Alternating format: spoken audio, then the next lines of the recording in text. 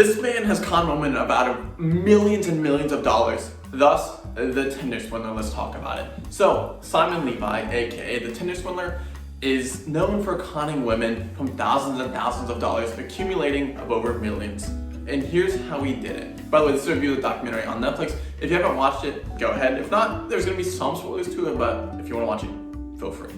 So, Simon Levy would match with women on Tinder, and as far as they knew, he was the man of their dreams.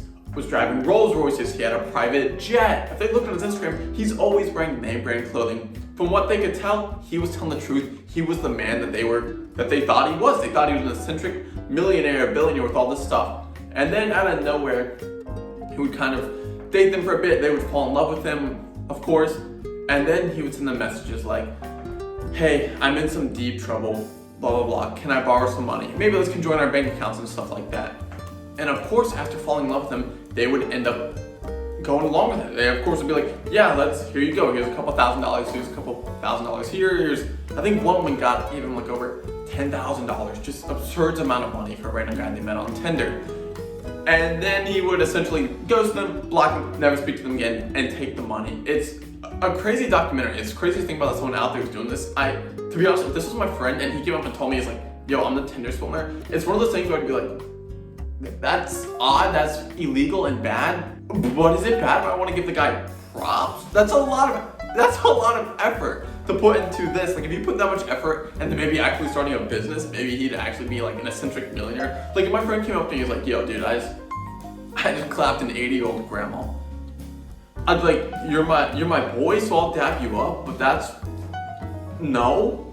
Like, the same thing, if they come up to me, he's like, I just conned them out of $10 million illegally and broke their hearts. I'd be like, you're my boy, so I guess I'll tap you up and then I'm gonna go call the police so you can go to prison type of thing. It's a crazy story, crazy life. He did go to jail for a certain amount of time. I think it was 15 months and they let him out. He was only there for either 5 months or they let him out 5 months earlier. I have to double check on that fact because of good behavior. Now, I believe he is, of course, banned and blocked from Tinder forever. Their systems are working hard to like try to keep him off, so doesn't make another profile and stuff like that. But it's just an interesting document, interesting story that you probably wouldn't have thought of, and it would happen over in Europe, I believe. It's just crazy. Let me know in the comments. Did you guys watch the Tinder Swindler? Did you like it? Do you think it's weird? Are you more hesitant on dating apps now? I mean, no. If you're out there giving a guy thousands and thousands of dollars on Tinder because you met him, because you think he's an eccentric millionaire, billionaire type of guy, no, don't do that. Well, I don't know what else to say about that. Just don't give random Tinder guys millions and thousands of dollars.